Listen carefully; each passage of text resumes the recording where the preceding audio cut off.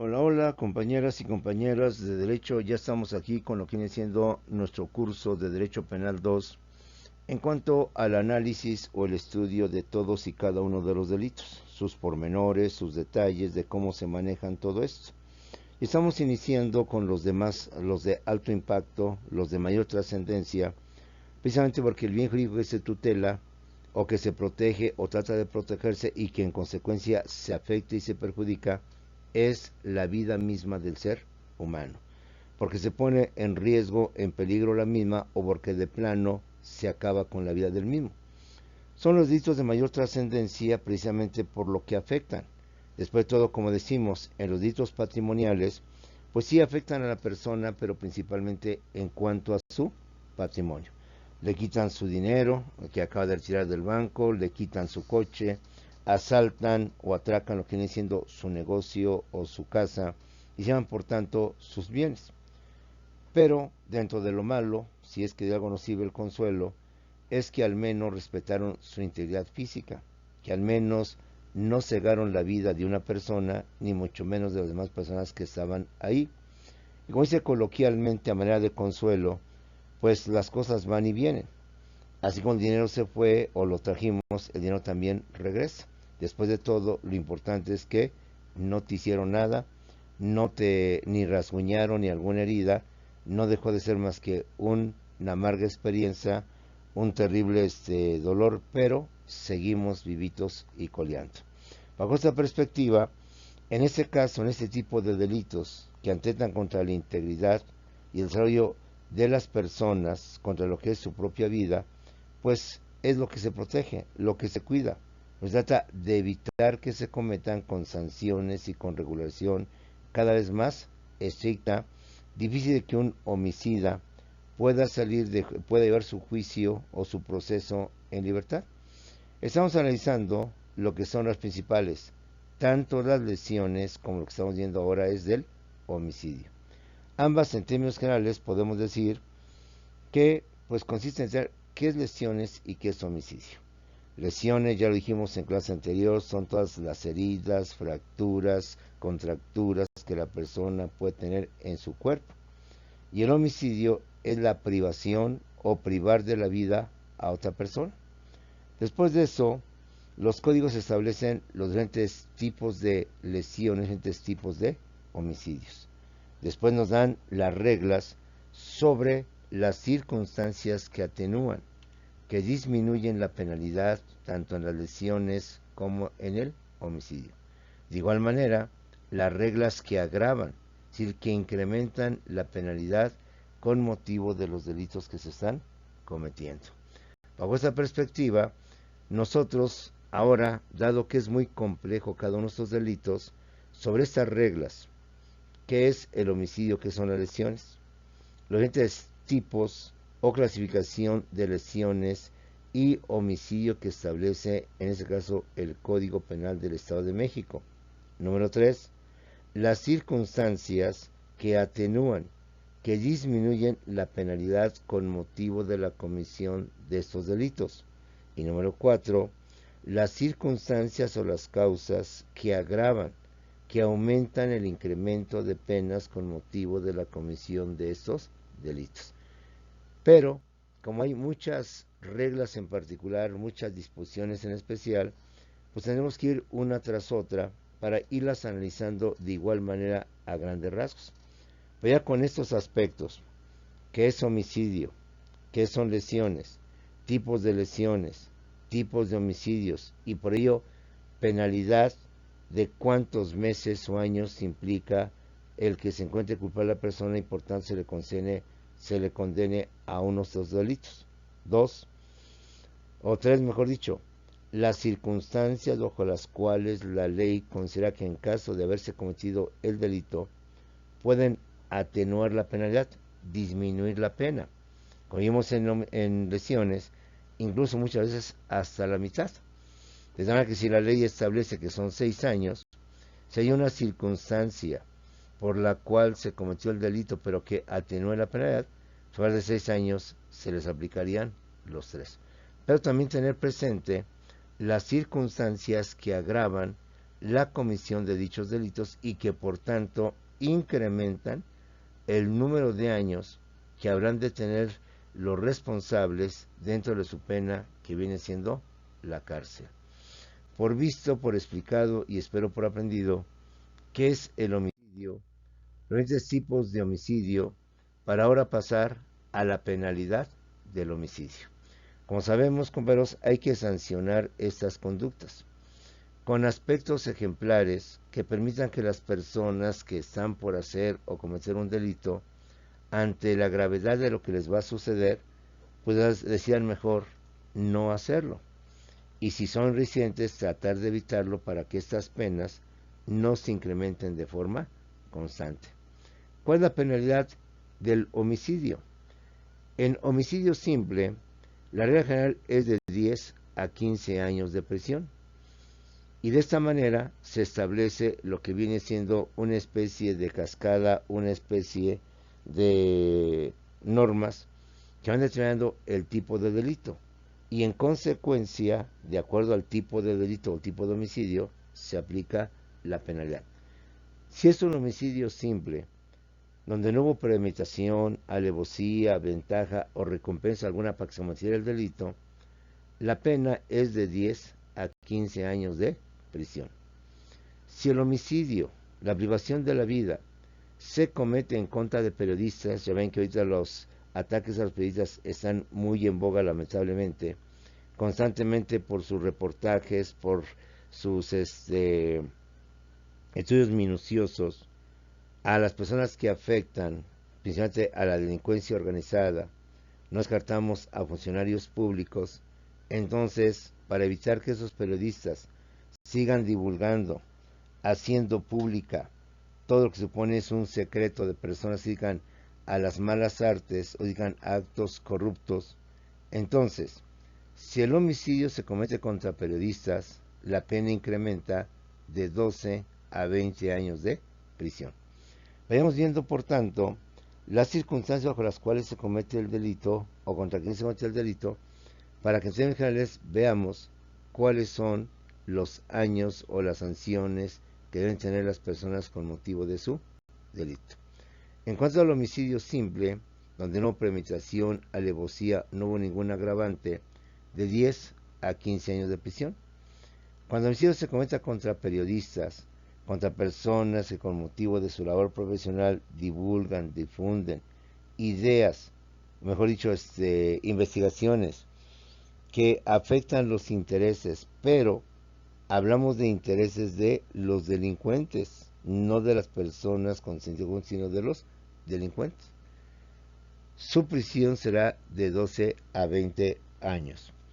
En homicidio calificado, es decir, cuando se comete con premeditación, alevosía, ventaja, traición y recompensa, que en clase anterior ya vimos, entonces la pena será de 40 a 70 años, o lo que viene siendo la prisión vitalicia.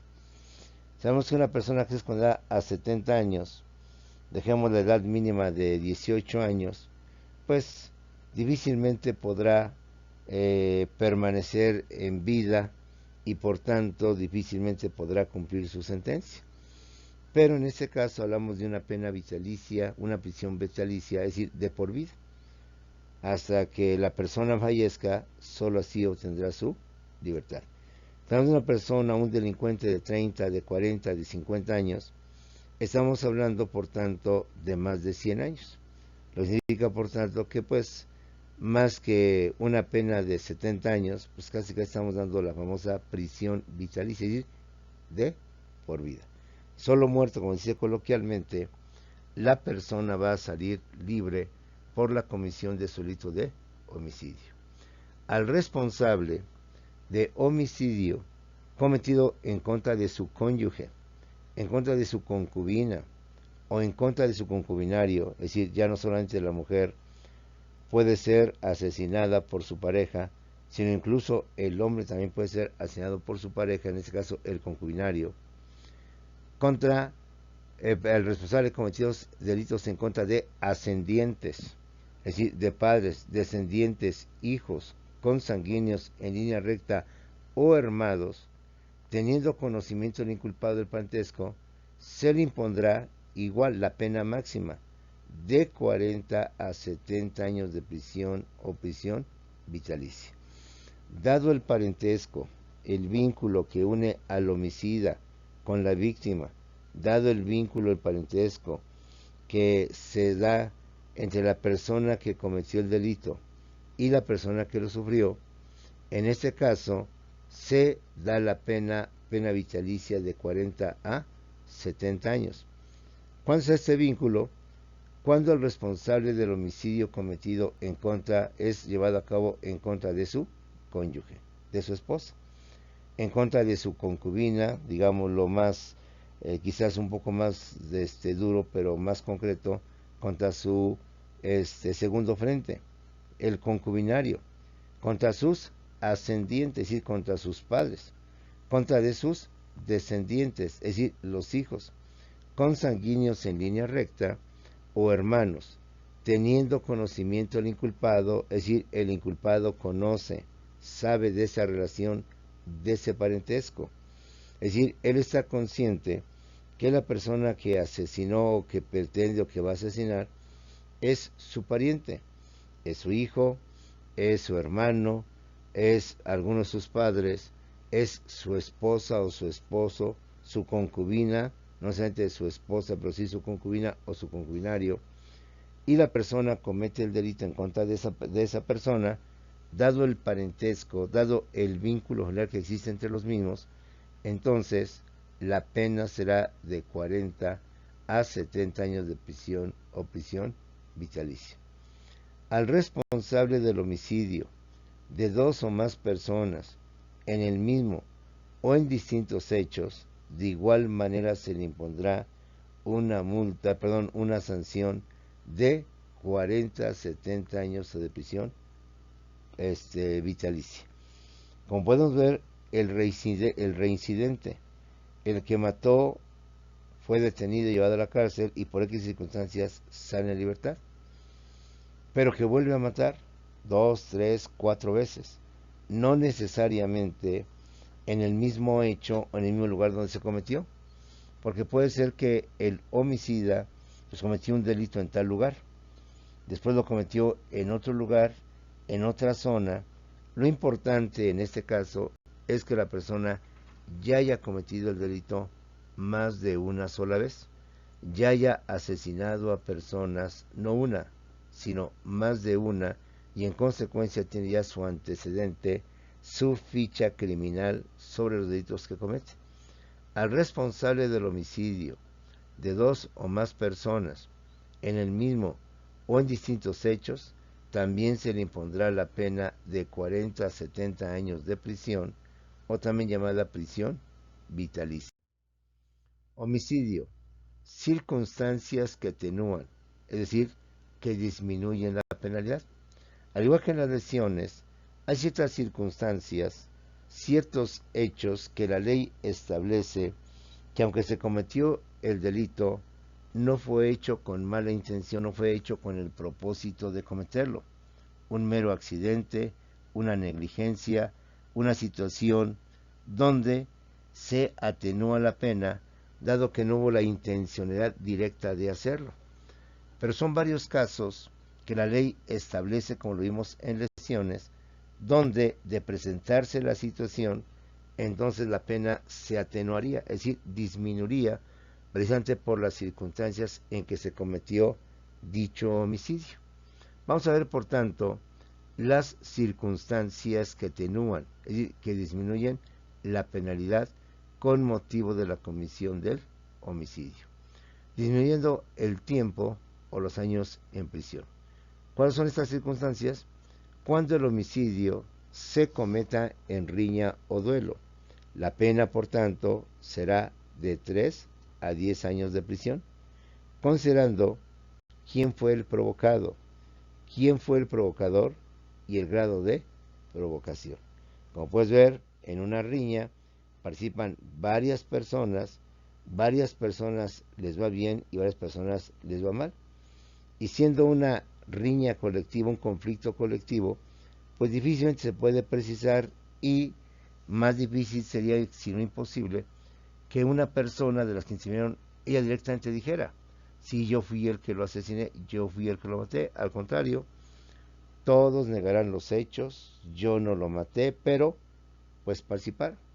Ante esa situación donde resulta difícil saber quién a ciencia cierta fue el que mató a la persona, entonces cuando el homicidio, se cometa en riña, es decir, en conflicto o en duelo, la pena será de 3 a 10 años de prisión, dependiendo o tomando en consideración, uno, quién fue el provocado, quién fue el que inició esta situación que nos llevó a la privación de la vida de una de ellas, quién el provocador y el grado de provocación con el cual se irritó, se molestó, se hizo enojar a la persona para que ésta actuara de forma irascible, de forma irracional y cometiera lo que viene siendo el delito de homicidio.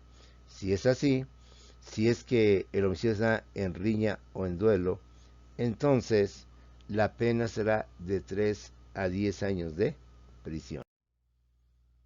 De 5 a 20 años de prisión será aquellas personas cuando el delito se cometa en estado de emoción violenta.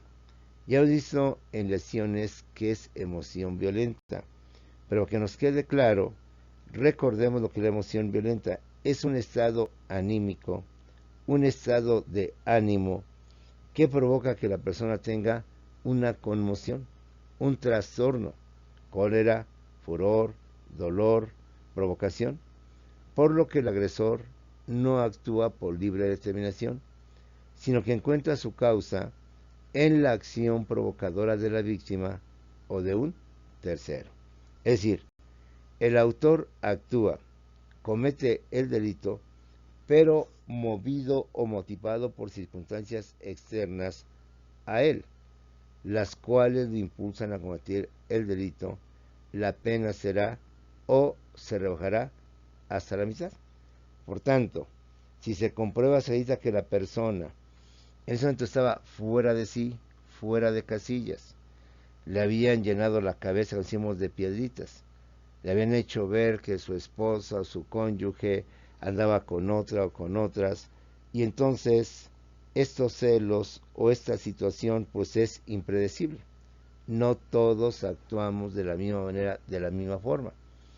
Hay personas que se alteran emocionalmente, pierden, decimos, los estribos, el uso de la razón, entran en un estado de venganza o en un estado de que solo les interesa pues lavar su honor o tomar venganza o cualquier circunstancia. Toda persona cae en un estado de emoción violenta, pierde los estribos, pierde la razón, hace caso omiso de lo que viene siendo su conciencia, su pensamiento. Se deja llevar por las pasiones de la vida, enojo, ira, celos, amor, desamor, etcétera, y comete el delito. Pero la persona lo comete bajo los influjos no de una droga, sino de un estado de emoción violenta. Cólera, furor, dolor, provocación, que le hace perder la razón, que hace perder los estribos y que por tanto la persona comete el delito. De acreditarse esta circunstancia, obviamente por especialistas, por psicólogos, por psiquiatras, que emitan un dictamen donde corroboren que la persona cometió el delito, pero fue provocada.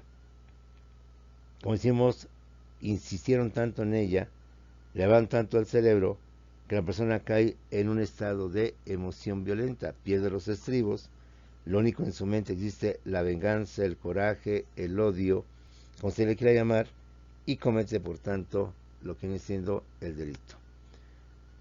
Disminuye o circunstancias que atenúan la pena, que disminuyen la pena, y por tanto sería de 5 a 20 años de prisión cuando el delito se cometa en estado de emoción violenta. Por estado de emoción violenta extendemos el estado anímico o el estado de ánimo bajo el cual se encuentra la persona y que representa conmoción, trastorno, es decir, cólera, furor, dolor, provocación, ánimo, deseo de venganza, por lo que el agresor no actúa por propia determinación. Como decimos coloquialmente, pierde los estribos. Se le nubla la vista, la razón, y no entra de razones, y entonces entra en lo que viene siendo este estado anímico, sino que encuentra su causa en la acción provocadora de la víctima o de un tercero. Es decir, el actor actúa, comete el delito, pero es movido por circunstancias externas a él, que lo impulsan al delito. Por tanto, la pena será la mitad de lo que la ley establece. Si establece 40 años, le daremos por tanto 20 años. Haremos por tanto que el autor del homicidio tenga una atenuante en la comisión de su delito y por tanto se le disminuya la pena por lo menos a la mitad o una parte de la misma. Cuando dos o más personas realicen sobre otra u otras personas actos idóneos para privarlos de la vida y el resultado se produzca, sin posibilidad de determinarse quién o quiénes de los que intervinieron lo produjeron, a todos se les impondrá de 10 a 15 años de prisión. Puede ser que haya cometido el homicidio en donde varias personas participaron, pero no se sabe a ciencia cierta, por más pruebas que lleven a cabo, quién fue de los 3, de los 4 o de los 5 detenidos, quién fue el que lo asesinó. Porque reiteramos, pues nadie en su sano juicio, nadie comete el error de decir, sí, yo fui el que lo hice, sí, yo fui el que le disparé, yo fui el que le dio un tubazo en la nuca, yo fui el que le causó las heridas punzocortantes con un cuchillo que yo llevaba en ese momento.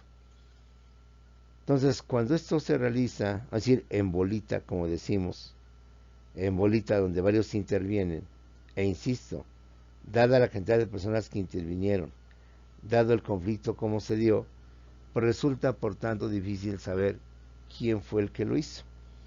¿Por qué? Porque repetimos, la persona que lo hizo pues no es tan tonta decir sí, yo fui el que lo hice. Claro, hay excepciones. Pero la regla general es que las personas pues difícilmente van a decir abiertamente sí, yo lo cometí, sí, yo fui el que lo hizo, por tanto a mí castigue. En ese caso, cuando dos o más personas realicen sobre otra u otras personas actos idóneos para privarlos de la vida y el resultado se produzca, es decir, aunque son varios, unos dan, como dicen, el pitazo, otros cooperan con el principal que va a disparar, etcétera, se produzca dicho resultado, pero sin posibilidad de determinar quién o quiénes de los que terminaron lo produjeron directamente. Fueron 5, fueron 7, pero ¿quién fue el que disparó? ¿Quién fue el que agredió a la persona con una arma blanca o arma punzocortante? E insisto, pues nadie en su sano juicio de la excepción dirá, yo fui el que lo hice. Nadie dirá, o sea, es más, se ostentarán y se ostentarán como unas blancas palomas que los están difamando porque ellos ni estaban ese día ni se encontraban en ese lugar. Entonces, a esas personas se les disminuirá lo que viene siendo su pena, precisamente por no saber a ciencia cierta quién o quiénes fueron los responsables directos del homicidio, ¿sí? De igual manera, a la madre que diere muerte a su propio hijo dentro de las 72 horas de nacido, se le impondrán de 3 a 5 años de prisión, pero siempre y cuando concurran las siguientes circunstancias. Puede ser que una mujer haya decidido asesinar a su propio hijo dentro de las 72 horas de nacido. Se le atonará la pena y solo se le van a dar de 3 a 5 años de prisión siempre y cuando el responsable, dicho, la responsable, al haber cometido el delito, concurran algunas de las siguientes circunstancias. 1. Que no tenga mala fama. Es decir, que sea una persona honorable, que sea distinguido dentro de la sociedad, que ha sido una persona intachable.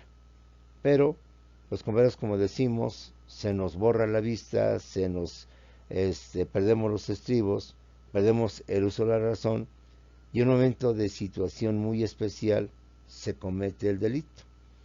Se dice que la persona no tiene mala fama, no tiene antecedentes penales, no es una persona dedicada, pues actividades de vicio, actividades de otro tipo, pues entonces sería el caso donde la mujer, aunque haya matado, sus motivos le impulsaron, pero la persona, vamos a decirlo, es la primera vez. Y no que siendo la primera vez, las personas tienen derecho a esto, no. Sino que además se acredita que la persona, dentro del círculo donde se desenvuelve en su trabajo, en su empresa, en su escuela, con sus vecinos, no tiene ningún antecedente de ser una narcotraficante, de andar con bandas peligrosas, dedicarse al secuestro o alguna otra actividad delictiva. Se dice que no tiene mala fama, que es una persona pues dedicada al hogar, dedicada a su trabajo, sin antecedentes, sin problemas con los vecinos. Entonces ahí se le disminuiría su pena. Igual que la persona haya ocultado su embarazo. Recuerda que hay personas que incluso jamás se le nota el embarazo. Por alguna razón el vientre no se abulta, por así decirlo, el vientre no se ve que una mujer esté embarazada, y no necesariamente porque la mujer se haya puesto una faja. Hay mujeres que tienen esa dicha o esa fortuna de que su embarazo no se nota. De hecho, hay casos de mujeres que jamás se imaginaron que están embarazadas y que solamente cuando el niño nace se sorprenden de que estén embarazadas. Digo, te lo platico, yo he encontrado algunas personas que me han dicho eso, que es difícil de concebir, difícil de creer que una persona, en este caso, obviamente una mujer, no se ha dado cuenta que está embarazada. Y así suele suceder porque, pues por razones de naturaleza, no se nota, no se manifiesta, no se externa lo que viene siendo el embarazo.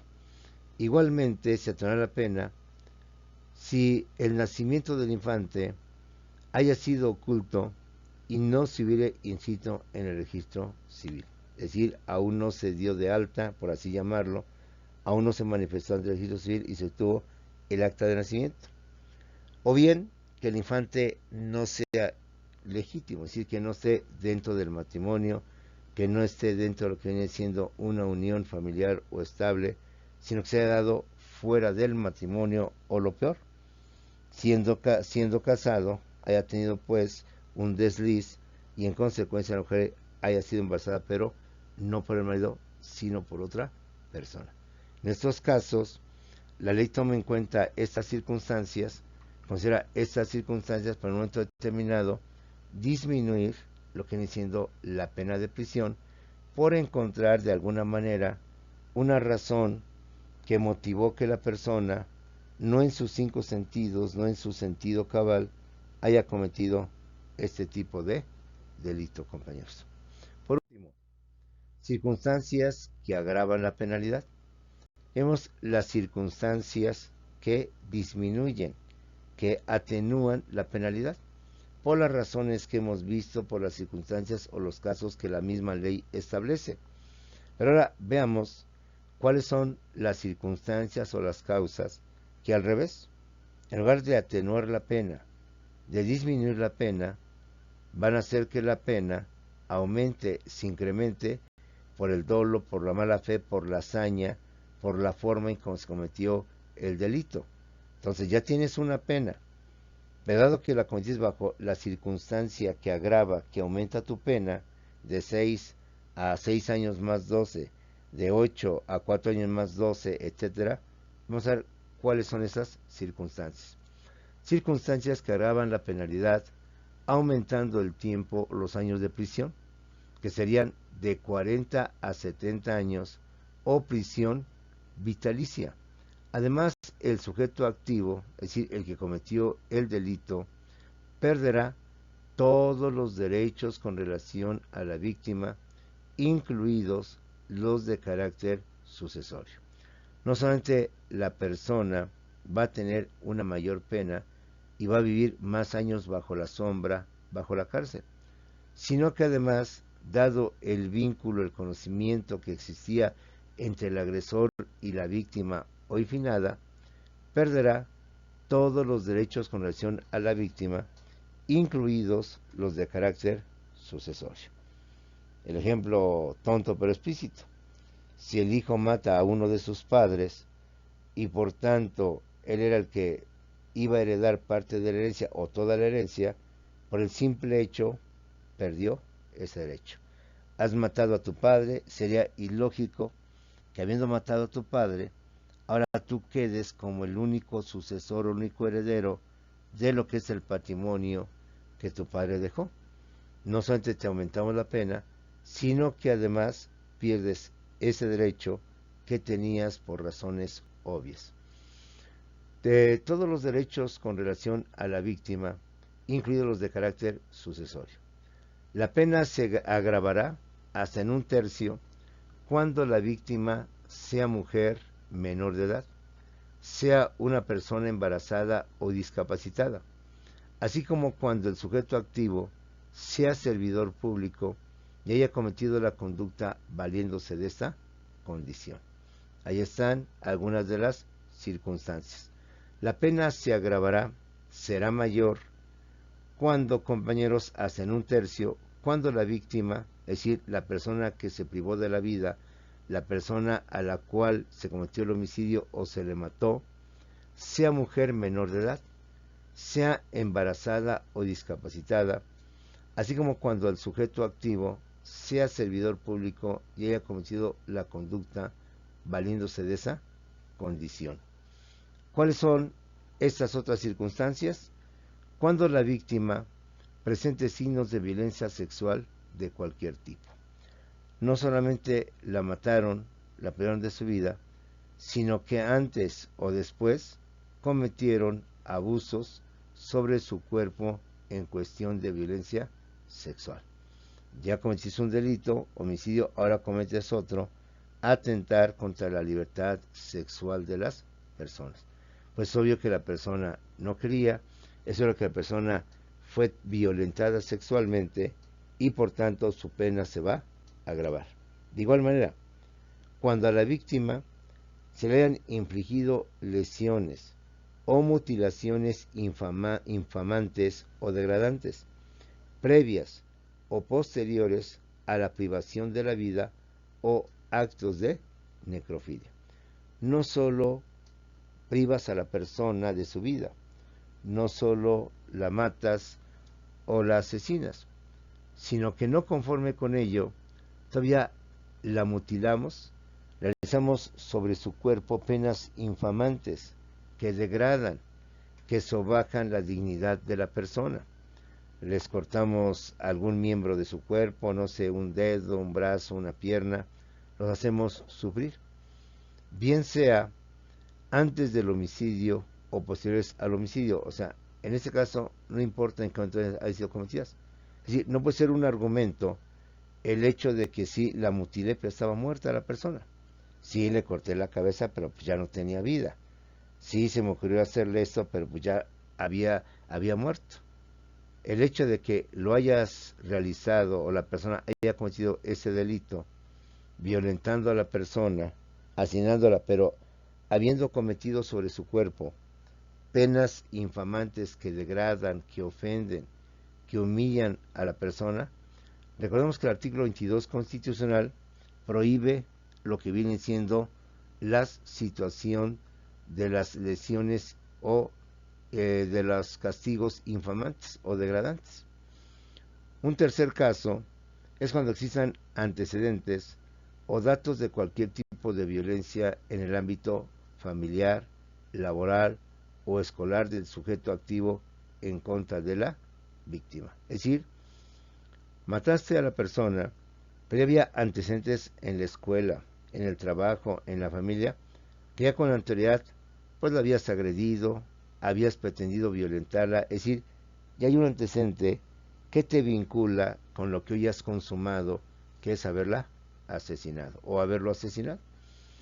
La relación que tenías con esta persona hizo que con el tiempo se fuera endureciendo, fuera incrementándose el odio, el coraje y al final la matas. Entonces, como se acredita que esa persona ya tenía ese disgusto, esa confrontación con la persona a la que mató, bien sea en el ámbito familiar, laboral o escolar, entonces el sujeto activo va a tener una mayor pena. Se agrava lo que viene siendo la penalidad. Cuarto caso, cuando haya existido entre el activo y la víctima una relación sentimental, una relación afectiva o bien de confianza. No necesariamente se requiere que sea una relación amorosa o incluso de carácter sexual. Puede ser que la relación entre las personas haya sido con motivo de confianza, haya sido con motivo de trabajo y que por tanto la persona, al aprovechar esa confianza de permitir entrar a su casa, de entrar a la oficina sin pedir, sin tocar la puerta, etcétera, haya provocado o haya aprovechado esta persona para cometer el delito. Porque da la confianza de poder pasar a su casa, de poder estar en su casa, pues el responsable, el sujeto activo, aprovecha esa oportunidad y en consecuencia comete el delito. Pues una relación afectiva, no sé, la relación que se da muchas veces entre los tíos y los sobrinos, entre los primos, entre los abuelos y los nietos, nos puede conllevar o nos puede llevar a la comisión de un delito tras otro delito. Quinto caso, cuando existan datos que establezcan que hubo amenazas relacionadas con el hecho delictuoso, acoso, lesiones, sujeto activo en contra de la víctima. Es decir, la acabas de matar, pero con anterioridad ya la habías agredido, ya habías actuado en contra de la persona lesionándole, causándole daños, provocándole heridas, etcétera. Entonces ya tenemos antecedentes que esto no es de ahorita, sino ya con anterioridad, quizás meses o años atrás, ya desde entonces tú venías actuando en contra de la víctima. Ya tu acto supremo, tu acto máximo, es ahora que le acabas de privar la vida. Pero con anterioridad la habías lesionado, con anterioridad la habías lastimado, con anterioridad la habías constantemente acosado, hostigado y causado inclusive algunas lesiones. Sexta circunstancia o sexto caso. Cuando la víctima haya sido incomunicada, cualquiera que el tiempo sea previo a la privación de la vida. No solo la mataste, sino que además la tenías especie de secuestrada, la tenías incomunicada antes de que cometieras el delito. Entonces ya de por sí el haberla tenido secuestrada o haberla tenido incomunicada ya era un delito. Ahora cometes el delito de privarle de la vida, pues entonces tu penalidad se va a agravar, se va a incrementar y tendrás mayor años de prisión que si lo has hecho simplemente por cuestión de un delito simple e imprudencial. Séptimo caso, que el cuerpo de la víctima sea expuesto o exhibido en lugar público. Tras verla matada, quizás como un triunfo, dada su mentalidad enfermiza, exponga el cuerpo para que todos lo vean y todos se den cuenta. Por eso ahora entendemos por qué muchas veces, compañeros, escuchamos en las noticias que el cuerpo fallado sobre una carretera, sobre un barranco, fue enterrando clandestinamente, porque en caso de que sea en lugar público y en caso de que sea detenida la víctima, persona que cometió el delito, dada esta circunstancia, entonces se va a agravar lo que viene siendo su pena.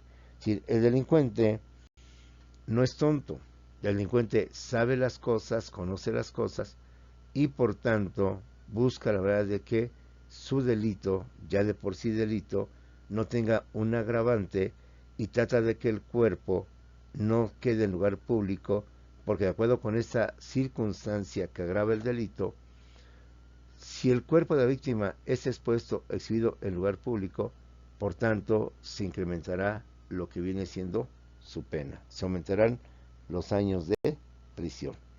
Pues bien, jóvenes, con esto terminamos una vez más lo que viene siendo la parte de lo que es el homicidio. En términos generales, recuerda, tanto lesiones como homicidio, lo importante es qué es lesiones y qué es homicidio. 2. los diferentes tipos de lesiones, diferentes tipos de homicidios que establece la ley, recordando que cada código maneja su propia clasificación. El Código Penal del Estado de México no te habla de lesiones de primer grado, segundo grado o tercer grado. No te habla tampoco de heridas leves, levísimas o graves. Él te habla de las lesiones que no ameritan hospitalización y que tardan menos de 15 días en sanarse o en curarse. El segundo grupo son las lesiones que sí requieren hospitalización y que por tanto van a tardar más de 15 días en sanarse o en aliviarse. Y el tercer grupo, por así decirlo, son las lesiones que ponen en riesgo o en peligro la vida.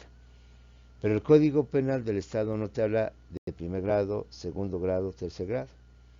Tampoco te habla de penas leves, levísimas o graves, que aunque podemos deducir. Misma situación pasa en el homicidio, donde el Código Penal no los clasifica de forma expresa. Si en unos artículos habla del delito del homicidio simple, y en otro artículo habla, pero como una circunstancia, del delito del homicidio calificado.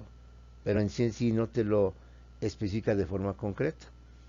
También vimos que dentro de este delito, conforme a la doctrina, conforme a la teoría, se habla de varios tipos de delito, el delito doloso, intencional, culposo y no sé cuántas cosas más. Pero eso ya es hablando desde el punto de vista doctrinario. Ya en el código de donde ustedes son, del estado de Michoacán, de la Ciudad de México, pues denle un repaso a su código del lugar donde se encuentran para ver ellos cómo clasifican, si es que clasifican estos delitos, o si al igual que el Código Penal del Estado de México, simplemente hace alusión a ellos, pero sin decir esto es primer grado, este es segundo grado, este es tercer grado. Estas son leves, estas son levísimas y estas son graves o ponen en riesgo o peligro la vida, o como lo hace el Código Penal del Estado de México, solamente habla de forma no concreta del homicidio simple y del homicidio calificado.